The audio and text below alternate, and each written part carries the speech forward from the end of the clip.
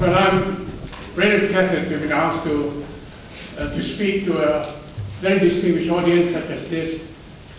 But being distinguished is one thing, but being interested in what is happening in our country is quite another. And I'm therefore extremely pleased to be here in this hall. Also for a personal reason, one of my daughters chose to come to University College London, and now I can see where some of the little money that I had went. Now, the political scene in Malaysia is quite bewildering, because we find all of a sudden the government taking action which is contrary, and this is something which is not new, to every principle of democratic practice. We have a good example here, Petra.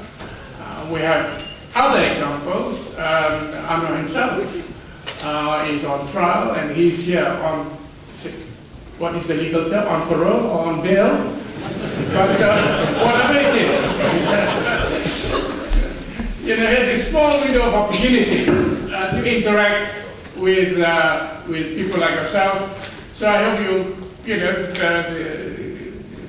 take this great opportunity to ensure that he doesn't go to prison, because there isn't a single shred of evidence to suggest that what he has been charged with is in fact true. But you know, the government is definitely clever in putting him on the same charge as before, because if you understand the Malay, and particularly the Muslim side, they are prepared to tolerate anything. Corruption, adultery, you name it.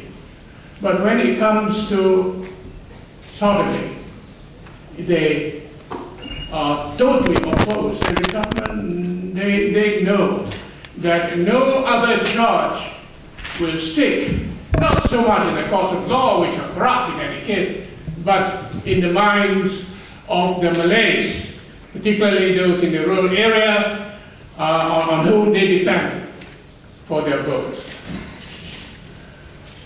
Of course, my main interest, which has been for a long, long time, is corruption. Now, corruption in Malaysia is not something that we can just take lightly, because I believe that the present state of affairs in our country is wholly attributable to corruption and corrupt leadership. For some strange reason, that is because I was not in any political party some years ago, I was appointed a member of the Royal Commission inquiring into the police service. And what struck us, who were members of the commission, is the fact that every level of the Royal Malaysia Police has been touched by corruption. Now, I'm not suggesting that every single policeman is corrupt, but I'm saying that every level, you know, the lower ranks, the inspectorate, the gazetted officers, right up to the Inspector General of Police.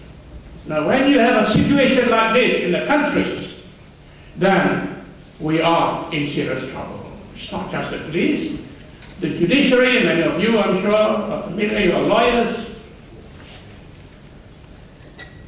There was a joke at one time when people say that we had the best judges in the world that money could buy. And when you have this situation, the whole system breaks down because public confidence has disappeared. And I think this is one of the great problems in our country.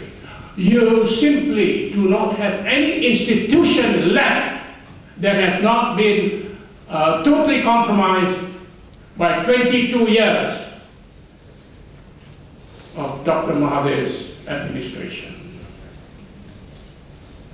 People are often impressed by the Twin Towers, but how much corruption was involved in the building of the Twin Towers? And all the great infrastructure development in this country. But I think for ordinary people, if you see someone like Anwar being dragged through the courts, being beaten up, look, I love that, I'm sure was self-inflicted. Then you have to make a stand. Why after? That's a mic. Let's see. Of being neutral, that is, being independent, just standing on the sidelines and making, comments on what was happening in the country. I decided that if I really felt so strongly about some of these issues, then I had to stand up and be counted.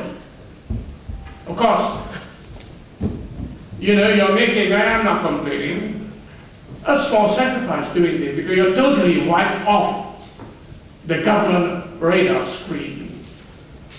All of a sudden, I become an enemy of the state.